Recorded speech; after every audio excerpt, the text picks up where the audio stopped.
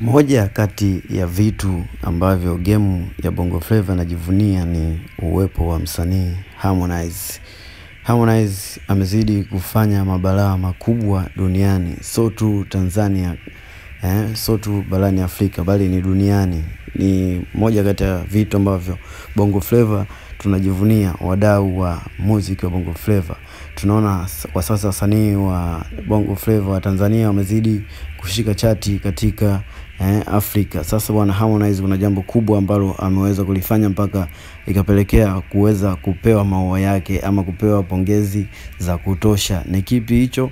Ungana nami mpaka mwisho wa video hii utapata kujua mengi zaidi, lakini kikubwa ni kukumbushe uweze kusubscribe, utabonyeza maandishi mekundu hapo chini na pia alama ya kengele au notification ili uweze kuwa mtu wa kwanza zaidi kupata habari zetu. Bwana msanii kutoka Konde Music Worldwide Harmonize amezidi kujipatia nafasi kubwa zaidi katika game ya Bongo Flava upande wa East Africa ama Afrika kwa ujumla. Naweza kusema hivyo kwa sababu Harmonize ameweza kuachia ngoma akiwa amemshirikisha ndugu yake ama rafiki yake Abigail Chams, huyu mwanadada ambaye ilikuwa ikisadikika kwamba wapo katika mahusiano.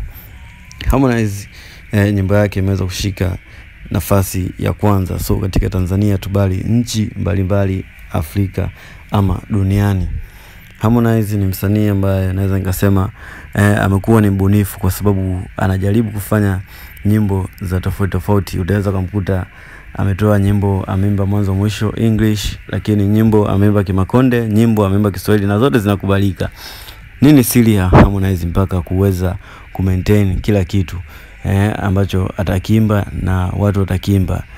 Kitu cha kwanza ambacho nakiona kwa Harmonize ni nidhamu na juhudi za kujipambania yeye kama yeye. Tunaweza kuona ndo amekuwa msanii akishika nafasi za juu kabisa katika game ya Bongo Flava. Harmonize toka atoke WCB tunaweza kuona ni mtu ambaye amekuwa mbunifu akitoa nyimbo tofauti tofauti. Tunaweza kuona nafasi zake, hata namba zinaongea pale za YouTube. Nyimbo yake ya mwisho kama sikosei ya Furaha aliweza kutoa ni nyimbo ambayo imekubalika zaidi.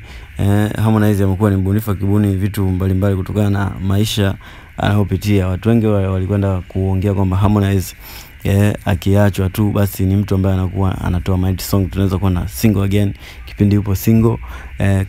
Harmonize naweza nikasema anastahili kupewa heshima katika muziki wa Bongo Flava kwa sasa, kwa sababu tunaweza kuona anapeperusha vyema bendera mpaka Burna Boy mwenyewe anamkubali. Dondosha comment yako hapo chini, lakini pia nikukumbushe uweze kusubscribe.